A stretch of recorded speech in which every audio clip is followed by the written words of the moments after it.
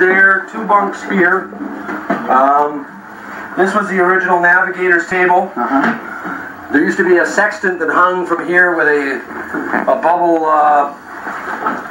skylight. Yeah. These were originally bombers?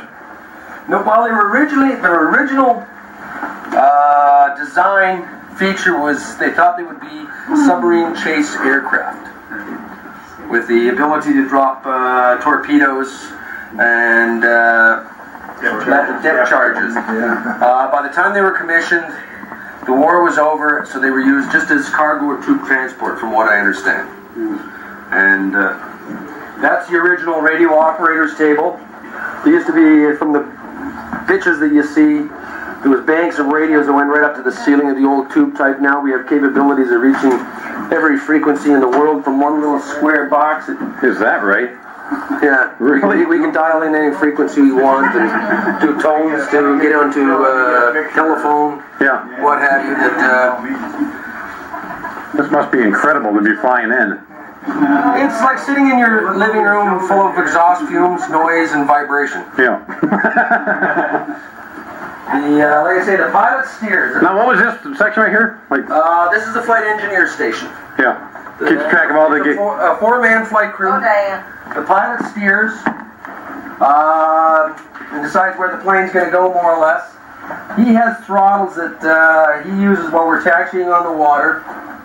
The first officer, who's usually an engineer, will do the radio communication, navigation with fire bosses and what have you. Then back here we have what they call the lead engineer and the second engineer. Through all the operations of the flight, the lead engineer is operating the engines to maintain the horsepower and power settings that the pilot requests. And the second engineer does in-flight snags and monitors the electrical load analysis for the aircraft. We have 10,000 horsepower strapped to the wings in the 4 engines, and we have enough electrical generators that we can power up a city block. What about... Is that right?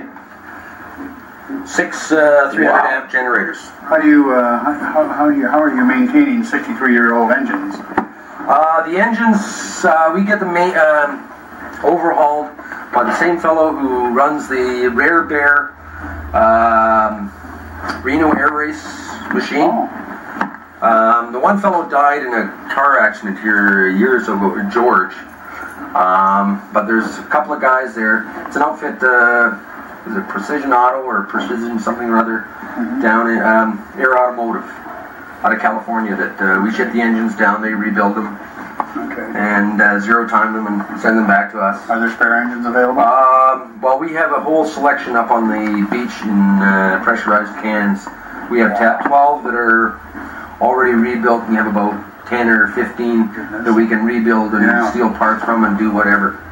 And then a lot of the stuff, the baffling and that, we're going out and getting toolers to make new baffling. We just got a whole swack of it pressed out. Yeah.